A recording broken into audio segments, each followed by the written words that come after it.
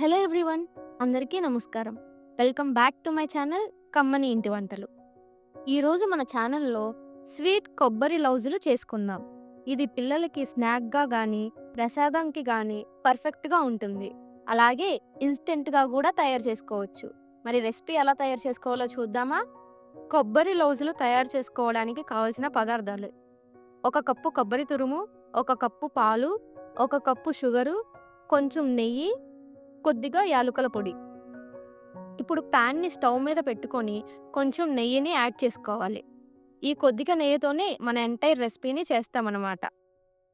నెయ్యి మొత్తం కరిగాక ముందుగా తురుముకున్న 1 కప్పు కొబ్బరి తురుముని ఇందులో యాడ్ చేసుకోవాలి. దీన్ని 1 నిమిషం వరకు రోస్ట్ చేసుకోవాలి. తర్వాత 1 కప్పు షుగర్ని యాడ్ చేసి బాగా కలుపుకోవాలి. ఇది గట్టిగా దగ్గర పడ్డాక ఇందులో 1 కప్పు పాలని వేసుకోవాలి.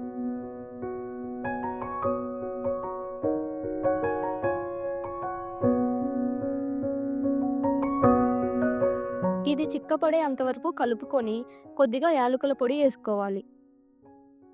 దీన్ని బాగా కలుపుకొని మూత పెట్టి 1 నిమిషం వరకు ఉడికించుకోవాలి.